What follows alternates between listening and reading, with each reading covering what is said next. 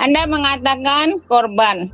Oke, kami sekarang kan berkorban sapi, kambing, apa mana? Apalah di sini biasanya di Indonesia sapi sama kambing kan umumnya. Kami setelah dipotong, kami dagingnya akan dibagikan, kami akan bikin rendang, bikin sop, bikin apa gitu kan. Yang saya tanyakan adalah, kalau sapi, kambing itu dibikin korban, ya lumayan juga dagingnya bisa dimakan. Lah kalau Tuhan dikorbankan, digantung, malah buat apa ya? Bikin sop nggak bisa, bikin rendang nggak bisa. Ya silakan jawab. Ya, saya jawab dia ya, walau dia di bawah ya. Jadi Yuni sendiri, saya mau tanya Yuni ya, sebetulnya peringatan tentang apa yang kalian lakukan itu di hari Idul Adha itu maksudnya apa gitu loh, yang melatar belakanginya itu apa? Apa gunanya kalian melakukan itu, dalam memperingati apa, dan makna keimanannya itu apa? Dalam hal ini pun kalian masih kebingungan gitu loh. Ya, ini kan tadi udah dijelaskan oleh Sofia tuh, semuanya ada maknanya, karena semuanya itu ada yang melatar belakanginya. Kematian Yesus di kayu salib itu ada maknanya, ada tujuannya, ada sebabnya, dan bahkan sudah dinubuatkan bahwa itu adalah pekerjaan karya besar agung karya besar agung Tuhan, dan tidak ada jalan lain yang bisa mendandinginya. Alkitab di dalam Ibrani 9 ayat 22 mengatakan, dan hampir segala sesuatu disucikan menurut hukum Taurat dengan darah, dan tanpa penumpahan darah tidak ada pengampunan. Bahkan Elohim sendiri mengatakan bahwa di dalam Kejadian 9 ayat 6 itu dikatakan bahwa ada masanya nanti di mana dia sendiri akan mempunyai darah. Karena manusia itu diciptakan menurut gambar dan rupanya. Dan karena darah itu merupakan perlambang nyawa. Karena darah itu merupakan perlambang hidup. Ketika kita tidak punya darah, tidak akan ada kehidupan. Itu melambangkan darah Yesus. Ketika kamu tidak memiliki menerima darah Yesus yang sudah tercurah di kayu salib itu, tidak ada hidup yang kekal buat ente. Ente akan binasa kekal masuk ke dalam neraka, di mana di situ tetap tangis dan kertakan gigi. Itu loh Bu maknanya. Sekarang pertanyaannya, kenapa Tuhan yang maha besar, maha agung, maha kudus itu sampai harus melakukan itu? Bahkan di dalam Alkitab dikatakan bahwa dia merendahkan dirinya sampai kepada titik yang paling rendah. Titik yang paling rendah itu apa? Yang mati di kayu salib. Karena kayu salib itu merupakan perlambang penghinaan manusia sehina-hinanya. Karena apa? Karena hukuman kayu salib itu bukan hanya para narapidana itu bukan hanya dihukum, tetapi di kayu salib itu mereka juga dilecehkan, mereka juga dianggap aib, bahkan dianggap kutukan untuk orang-orang yang menjalani hukuman salib. Dan bahkan Tuhan melakukan itu semua. Itu semua ada sebab akibatnya, Ibu Yuni. Karena apa? Karena tidak ada jalan lain. Karena semua dosa-dosa Bu Yuni itu harus dihukum. Tetapi masalahnya Bu Yuni ya, Allahmu itu, Allah kami itu, Elohim itu dia Allah yang maha mengasihi, dan dia tidak mau satupun manusia itu binasa.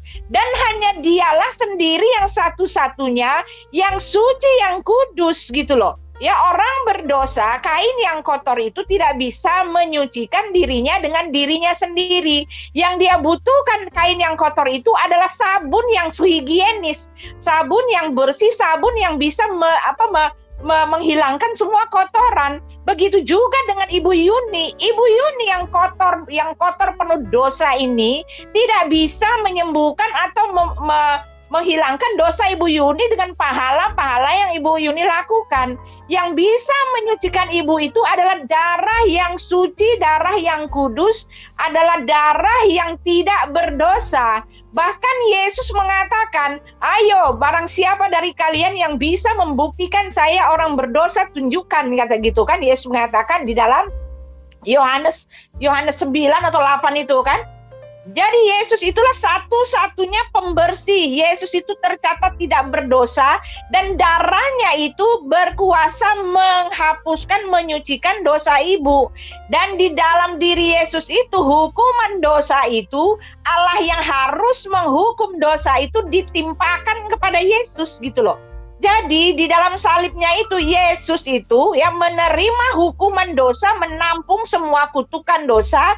Dan di dalam salibnya itu kasih Allah dinyatakan.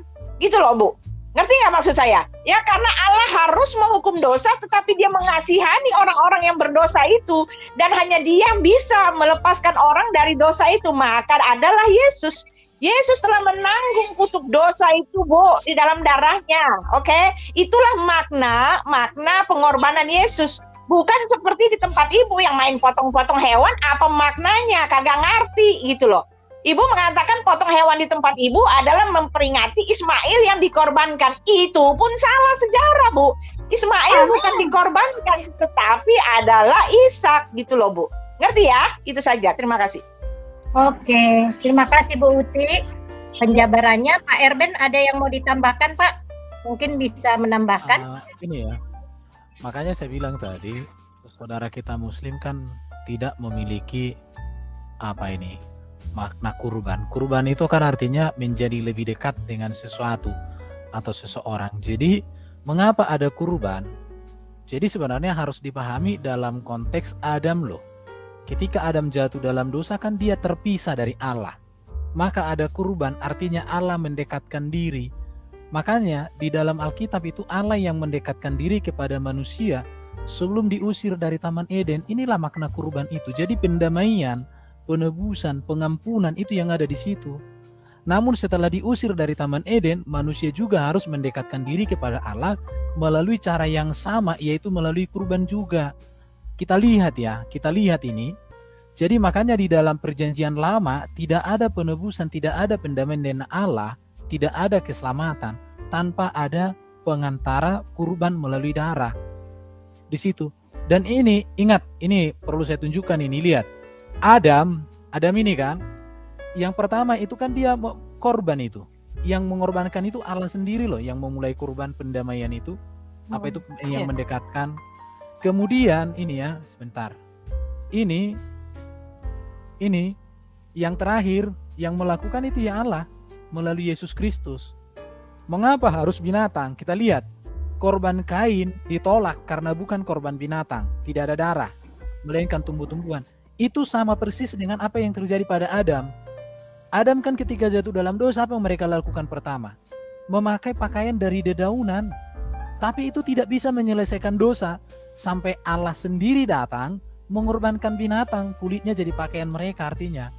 Jadi memang sejak semula sudah disebutkan bahwa manusia berdamai dengan Allah lewat adanya kurban. Yang pertama dikerjakan Allah dan kemudian manusia mengerjakan itu mengikuti prototipe yang sudah dibuat oleh Allah itu sendiri. Dan Yesus yang terakhir.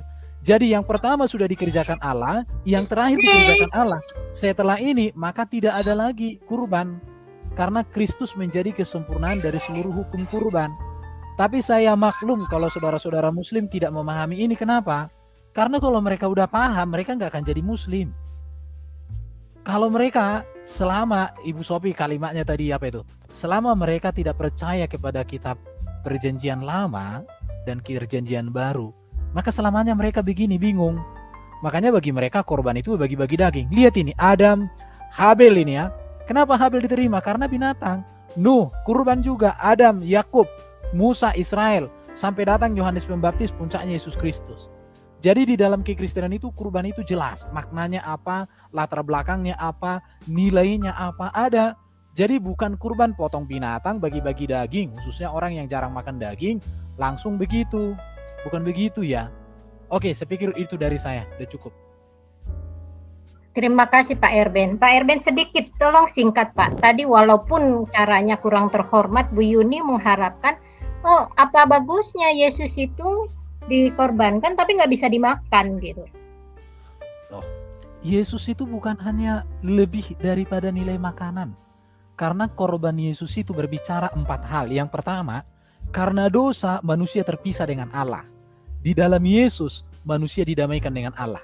Itu yang pertama. Yang kedua, karena dosa manusia dikuasai iblis. Melalui Yesus manusia menang atas iblis. Karena dosa manusia mengalami maut, kematian. Di dalam Yesus manusia dihidupkan, didamaikan dengan Allah. Karena dosa manusia mengalami kerusakan, kehancuran. Daripada apa? Karakternya, sifatnya. Di dalam Yesus kita diperbaharui. Inilah tujuan pengorbanan Yesus. Jadi tujuan pengorbanan Yesus bukan tujuan bagi-bagi daging. Bukan tujuan untuk bagi-bagi daging ke tetangga. Bukan itu tujuannya. Kalau bagi-bagi daging itu remeh-temeh. Kalau Ibu Yuni mau daging, hubungi kami biar kami kasih.